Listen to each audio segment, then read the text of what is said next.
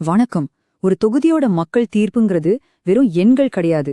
அது மக்களுக்கும் அவங்க பிரச்சனைகளுக்கும் அரசியலுக்கும் நடுவுல இருக்கிற ஆழமான உறவோட வெளிப்பாடு. இந்த பகுப்பாய்வுல நாம வாணியம்பாடிய ஒரு கேஸ் ஸ்டடியா எடுத்து அந்த உறவோட சிக்கல்களை புரிஞ்சுக்க போறோம். இது ஒரு கட்சியோட வெற்றி தோல்வி பத்தினது இல்ல, இது ஆட்சியோட தரம் பத்தினது. சரி, வாங்க இது விரிவாக பார்க்கலாம். வாணியம்பாடி தமிழ்நாட்டோட மேப்ல ஒரு சின்ன புள்ளிதான். ஆனா ஒரு மாநிலத்தோட இதே துடிப்பை நம்ம உணரணும்னா முதல்ல அதோட ஒவ்வொரு சமுதாயத்தோட நாடி துடிப்பையும் நம்ம உணரணும். வாணியம்பாடிங்கிறது வெறும் நிலப்பரப்பு கிடையாது.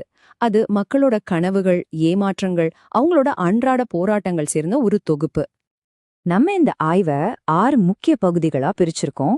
முதல்ல அந்த மண்ணையும் மக்களையும் பத்தி புரிஞ்சுக்கலாம். அப்புறம் அரசியல் கள நிலவரத்தை நம்பர்ஸ் வச்சு ஆராய்வோம். மக்கள் நம்பிக்கை ஏன் குறைஞ்சதுன்னு காரணத்தை கண்டுபிடிச்சு ஆளுகைக்கான ஒரு செயல் திட்டத்தை உருவாக்குவோம். கடைசியா வாக்குறுதிகளை தாண்டி உண்மையான வளர்ச்சிக்கு என்ன வழி இருக்குன்னு பாப்போம். இப்போ நம்ம முதல் பகுதிக்குள்ள போகலாம். எந்த ஒரு அரசியலுமே அந்த மண்ணோட தன்மையிலிருந்தும் மக்களோட வாழ்க்கையிலிருந்து தான் ஆரம்பிக்கும். அப்போ வாணியம்பாடியோட அஸ்திவாரம் என்ன? அங்க இருக்கிற மக்கள் யாரு? வாணியம்பாடியோட பொருளாதாரமே தோல் தொழில நம்பிதான் இருக்கு. இது சும்மா ஒரு தொழில் இல்ல, லட்சக்கணக்கான மக்களோட வாழ்வாதாரம். குறிப்பா அந்த பகுதியில இருக்கிற பெண்களுக்கு வேலைவாய்ப்பை கொடுக்கற ஒரு முக்கிய துறையா இது இருக்கு. இந்த தொழில ஏற்படுற சின்ன ஏற்ற இறக்கம் கூட ஒவ்வொரு குடும்பத்தோட அடுப்பிலையும் எதிரொலிக்கும். இந்த தொகுதியோட சமூக அமைப்பை கொஞ்சம் பாருங்க. கிட்டத்தட்ட 60% பேர் கிராமப்புறங்கள்ல தான் வாழ்றாங்க. இதுவே நமக்கு விவசாயம் மற்றும் கிராமப்புற பிரச்சனைகளோட முக்கியத்துவத்தை காட்டுது. மத அடிப்படையில பாத்தீங்கன்னா இது ஒரு முஸ்லிம் பெரும்பான்மை தொகுதி. இந்த மக்கள் தொகை அமைப்பு தான் இங்க இருக்கிற அரசியல் இயக்கவியலை தீர்மானிக்கிற ஒரு முக்கியமான காரணி. சரி, இப்போ மக்களோட உணர்வுகளை எண்களா மாத்தின தேர்தல் தரவுகளை பாப்போம். இந்த எண்கள் தொகுதியோட அரசியல் ஆரோக்கியத்தையும் அதோட தேவைகளையும் நமக்கு ஒரு கண்ணாடி மாதிரி தெளிவா காட்டும். 4900 இதுதான் 2021 தேர்தல்ல வெற்றி பெற்றவருக்கும் தோற்றவருக்கும் நடுவுல இருந்த வாக்கு வித்தியாசம். பாக்க இது ஒரு சின்ன நம்பரா இருக்கலாம், ஆனா இதோட அர்த்தம் ரொம்ப பெருசு. வாணியம்பாடி எவ்வளவு கடுமையான போட்டி நிலவர தொகுதின்னும் ஒவ்வொரு வாக்கும் எவ்வளவு முக்கியம்னு இது காட்டுது. இங்க வெற்றிங்கிறது நிரந்தரம் இல்ல. இந்த ஸ்லைட்ல ஒரு சுவாரஸ்யமான விஷயம் இருக்கு. 2016ல இருந்து 2021க்குள்ள 2 பெரிய கூட்டணிகளோட வாக்கு வங்கியுமே கணிசமா அதிகரிச்சிருக்கு. அதிமுகவோட வாக்கு வங்கி கிட்டத்தட்ட 6% உயர்ந்திருக்கு. அதே சமயம் திமுக கூட்டணியோட வாக்கு வங்கி 11%க்கும் மேல ஏறி இருக்கு. இதுல இருந்து என்ன தெரியுதுன்னா, அரசியல் ரொம்பவே துருவப்படுத்தப்படுது. வாக்காளர்கள் சின்ன கட்சிகளை விட்டுட்டு ஜெயிக்க வாய்ப்பு இருக்குன்னு நினைக்கிற பெரிய கூட்டணிகள் பக்கம் நகர்றாங்க. இதோட அர்த்தம் வாக்காளர்கள் நிலையா இல்ல, அவங்க சிறந்த சேவையை தேடிட்டே இருக்காங்க. இங்கதான் அசல் பிரச்சனையே ஆரம்பிக்குது. தற்போதைய சட்டமன்ற உறுப்பினரோட செயல்திறன் மதிப்பெண்களை பாருங்க. நலத்திட்டங்கள் ஓரளவு மக்களை சென்றடைஞ்சாலும் உள்கட்டமைப்பு மற்றும் நம்பிக்கை, இந்த 2 முக்கியமான தூண்களும் ரொம்ப பலவீனமா இருக்கு. ரோடு, வடிகால் மாதிரி அடிப்படை வசதிகளே சரியா இல்லைன்னா மக்கள் எப்படி அரசாங்கத்தை நம்புவாங்க? நம்ம ஒரு தனிநபரை குற்றம் சொல்றதை விட சிஸ்டம்ல எங்க தப்பு நடக்குதுன்னு கண்டுபிடிக்கணும். மக்களோட நம்பிக்கையின்மைக்கு உண்மையான காரணம் என்ன? சேவை வழங்குற அந்த சங்கிலி எங்க அருந்து போயிருக்கு? இந்த ஒரு வரி போதும் மக்களோட விரக்தியோட ஆழத்தை புரிஞ்சுக்க. குடிக்கிற தண்ணிக்காக மக்கள் காலி குடத்தோட ரோட்டுக்கு வராங்கன்னா அது ஒரு ஆட்சியோட மிகப்பெரிய தோல்விய காட்டுது. இது வெறும் ஒரு செய்தி இல்ல, இது உதவிக்கான ஒரு குரல். இங்க பாருங்க, மக்களோட ஒவ்வொரு பிரச்சனைக்கு பின்னாலையும் நிறைவேற்றப்படாத ஒரு திட்டம் இருக்கு. தண்ணீர் பற்றாக்குறைக்கு காரணம் 660 கோடி ரூபாய் மதிப்பிலான பாலாரி இணைப்பு திட்டம் கிடப்புல போடப்பட்டதுதான்.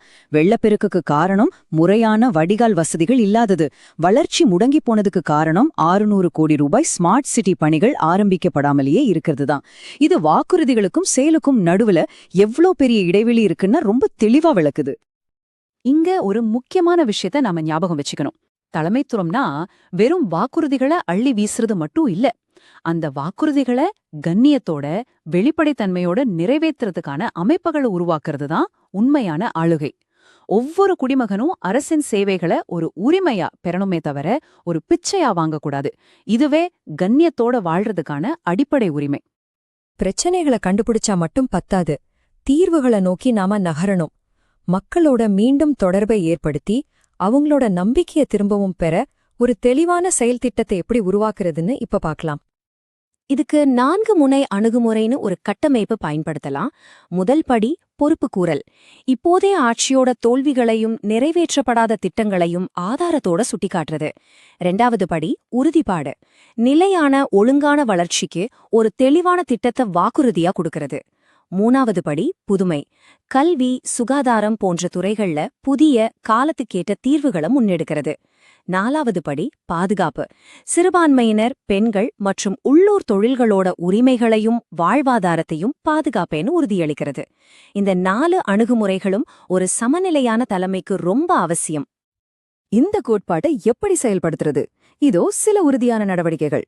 உள்கட்டமைப்புக்கு முதல் முன்னுரிமை. இளைஞர்களை கவர டிஜிட்டல் தளங்களை பயன்படுத்துறது. சிறுபான்மை சமூகத்தினருடன் நேரடியா பேசி நம்பிக்கையை உருவாக்குறது. மக்களோட பிரச்சனைகளுக்கு உடனுக்குடன் தீர்வு காண விரைவான நடவடிக்கை குழுக்களை அமைக்கிறது. இவையெல்லாம் வெறும் யோசனைகள் இல்ல, நம்பிக்கையை திரும்ப கட்டுவதற்கான படிகள். இப்போ ஒரு செயல் திட்டம் நடைமுறையில எப்படி இருக்கும்னு பார்க்கலாம். வெறும் பேச்சா இல்லாம செயல்படுத்தக்கூடிய, அளவிடக்கூடிய ஒரு வளர்ச்சி திட்டத்தை எப்படி உருவாக்குறது? இதுதான் ஒரு தெளிவான வளர்ச்சி உறுதிமொழி பத்திரம். ஒவ்வொரு திட்டத்துக்கும் எவ்வளவு செலவாகும், எவ்வளவு காலம் ஆகும், அதனால சமூகத்துக்கு என்ன பலன் கிடைக்கும்னு எல்லாமே தெளிவா குறிப்பிடப்பட்டிருக்கு. 600 கோடியில சாலைகள், 150 கோடியில குடிநீர், 50 கோடியில இளைஞர்களுக்கு தொழில் பயிற்சி. இதுதான் பொறுப்புள்ள ஆளுகை. இது வாக்காளர்களுக்கு ஒரு தெளிவான பார்வையை கொடுக்கும், தலைவர்களை பொறுப்பு கூற வைக்கும். இந்த தெளிவுதான் நம்பிக்கையோட முதல் படி. இது போன்ற திட்டங்களை தீட்ட நாம தரவுகளை பயன்படுத்தணும். மக்களோட தேவைகளை துல்லியமா தெரிஞ்சுக்க தரவுகள் உதவும். ஆனா இந்த தரவுகளை பயன்படுத்தும் போது நாம ரொம்ப கவனமா இருக்கணும். இந்தியாவோட தரவு பாதுகாப்பு சட்டத்தின்படி மக்களோட தனி உரிமை மதிக்கப்படணும். அவங்களோட சம்மதம் இல்லாம எந்த தகவலையும் பயன்படுத்தக்கூடாது. டெக்னாலஜிங்கிறது சேவை செய்வதற்கான ஒரு கருவி, மக்களை கண்காணிக்கிறதுக்கான ஆயுதம் இல்ல. நாம இந்த பகுப்பாய்வோட முடிவை நெருங்கிட்டோம். மக்களோட உண்மையான மக்கள் தீர்ப்பு பெறணும்னா என்ன தேவைங்கிறத பத்தின ஒரு சுருக்கமான பார்வைதான் இது. அதனால முக்கியமான புள்ளி இதுதான்.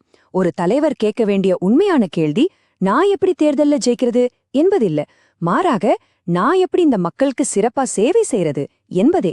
இந்த கேள்விக்கான பதில்ல இருந்துதான் உண்மையான தலைமைத்துவம் பிறக்குது. வெற்றிங்கிறது சேவையோட ஒரு துளை விளைபொருளா இருக்கணுமே தவிர அதுவே இறுதி இலக்கா இருக்கக்கூடாது. நீங்கள் மக்கள் மையத் தலைவராக மாறி உங்கள் தொகுதியை மேம்படுத்த விரும்பினால் blueprintstrategies.ai mgr@blueprintstrategies.ai என்ற மின்னஞ்சல் முகவரியில் அல்லது 08042041602 என்ற எண்ணில் தொடர்பு கொள்ளவும். அரசியலுக்கு அப்பாற்பட்ட ஒரு நோக்கம்.